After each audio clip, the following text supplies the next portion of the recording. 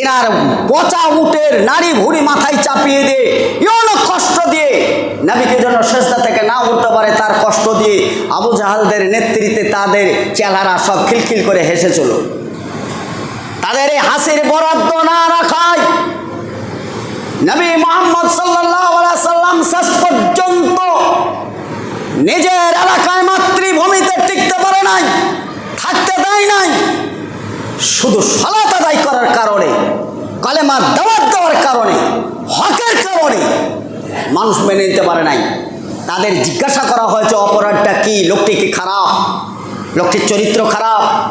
তাদের মুখ থেকেই একটি শব্দ এসেছে আল আমিন, আল আমিন। তিনি হচ্ছেন আমানতদার, তিনি হচ্ছেন আমানতদার। তিনার মতন লোক পৃথিবীতে এরকম আমানতদার পাওয়া যায় নাই। যারা আমানতদার বলছে তারাই আবার তার বউ। তাহলে বোঝা যায় যে সালাত আদায় করতে দিবেই বিষয় তা না। আবু জেহেলের গোষ্ঠী আজও পৃথিবীতে আছে যারা আজও সালাত পছন্দ করে না, সালাত আদায় করতে দেয় না। সেটা সচক্ষে আজকাল সোশ্যাল মিডিয়ায় আপনারা দেখছেন। যারা এখনো সালাত নিয়ে, মসজিদ নিয়ে, মাদ্রাসা নিয়ে তুল কালাম করে চালাচ্ছে তারা অন্য আর কেউ নয়, সেই আবু জাহালের গোষ্ঠী ইসরাইল। যারা খাপান অস্ত্র দিয়ে মাসুম বা মারহুম বাচ্চাদেরকে, নিরীহ বাচ্চাদেরকে শুধু হত্যাই করা হচ্ছে না, খাবারের লাইনে দাঁড় করে দিয়ে গুলি করে মারা হচ্ছে। অপরাধ শুধু নামটা মুসলিম, কোনো অপরাধ নেই। এই নামকে মুসলিম, আমান হাসানু কাওলান মিম্মান দাআ ইলাল্লাহ ওয়া আমালা সালিহান ওয়া ক্বালা ইন্নানি মিনাল মুসলিমিন, মুসলিম পরিচয় দেওয়াটাই। এই অপরাধে মুহাম্মদ সাল্লাল্লাহু আলাইহি সাল্লাম মক্কায় থাকতে পারলেন না, বিতাড়িত করা হলো, আর তিনাকে মক্কা ছেড়ে দিতে হলো।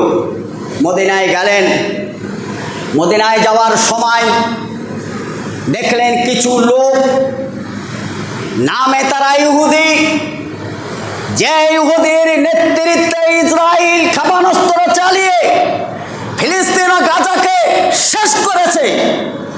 এই ইহুদিরা একটা ভালো কাজ করেছে সেই দিন। সেই কাজটা ছিল তারা একটি সিয়াম পালন করছে। মুহাম্মদ সাল্লাল্লাহু আলাইহি সাল্লাম সব ব্যথা বেদনার কথা ভুলে গিয়ে তিনি সামনে কথাটা জিজ্ঞাসা করলেন তাদের পাদ্রীকে, আচ্ছা বাবু, এই রোজাটা রাখছো কেন? রোজা রাখায় কি করলাম, এতে লাভ কি, কেন রাখছো? বলে রোজাটা রাখছে এই কারণে, যেই দিন ফেরাউনের কবল থেকে মুসা আলাইহিস সালাম এবং তার দলবল রিহাই পেয়েছিল, তার শুকরিয়া আদায় করা হিসাবে একটি রোজা রাখছি, ইয়ৌমে আশুরা। নবী মুহাম্মদ সাল্লাল্লাহু আলাইহি সাল্লাম বললেন, মুসা একজন নবী, আর একজন নবী হিসাবে আমি তার হক বেশি রাখি। হে সারা পৃথিবীর উম্মাত যারা আছো, কান খুলে শুনে রাখো। ওই ইহুদিরা যেহেতু একটি সিয়াম পালন করছে, আমার উম্মতের জন্যে আল্লাহর পক্ষ থেকে সিয়াম দুটো পালন করার কথা বলা হয়।